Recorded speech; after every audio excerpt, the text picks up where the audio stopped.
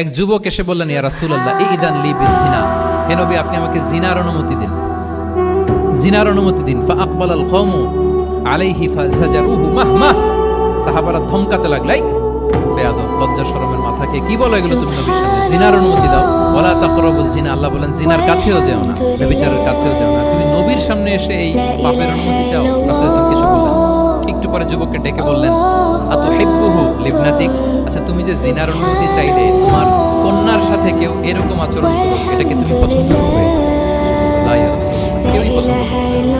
আচ্ছা আতুহিব্বুহু লি উম্মিক, তোমার মায়ের সাথে কেউ অপকর্ম করবে, এটা তুমি পছন্দ করবে?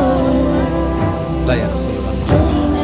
আতুহিব্বুহু লি উখতিক, তোমার বোনের সাথে কেউ এই কাজ করবে, তুমি পছন্দ করবে? সে বলে না।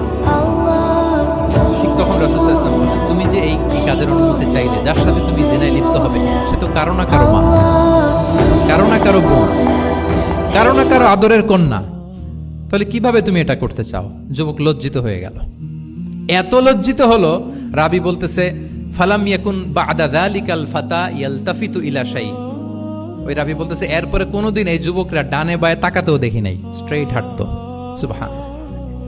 রাসূল ইসলাম দোয়া করেছিলেন তার জন্য, আল্লাহুম্মা গফির যামবাহ ওয়া তাহহির কলবাহ ওয়া হাসসিন ফারজাহ, আল্লাহ তুমি তার গুনাহ মোচন করো, পাপ মোচন করো, আল্লাহ তুমি তার অন্তরকে পরিশুদ্ধ করো, আল্লাহ তুমি তার চরিত্রকে নিষ্কলুষ করে দাও। নবীর দোয়ার বরকতে চিরজীবনের জন্য নিষ্কলুষ পবিত্র তিনি হয়ে গেছেন। তাহলে দেখেন, তাকে অন্যভাবে বুঝাইলে হয়তো কাজ হইতে না, যখন তার নিজের উপর দিয়ে বোঝানো হলো। তোমার বোনের সাথে যদি হয়, তোমার মেয়ের সাথে যদি কেউ এটা করে, তুমি মেনে নিতে পারবা? এটাকে বলে ইমোশনাল ইন্টেলিজেন্সকে কাজে লাগিয়ে, মানুষের আবেগ অনুভূতিকে নাড়িয়ে দিয়ে, teaching by touching the heart, teaching by touching the emotions. Emotional intelligence তিনি ইউজ করেছেন শিক্ষাদানের ক্ষেত্রে, অর্থাৎ আবেগ অনুভূতিকে নাড়িয়ে দিয়ে ছাত্রকে ইমোশনাল বানিয়ে তারপরে মেসেজ দেয়া। সুবহানাল্লাহ।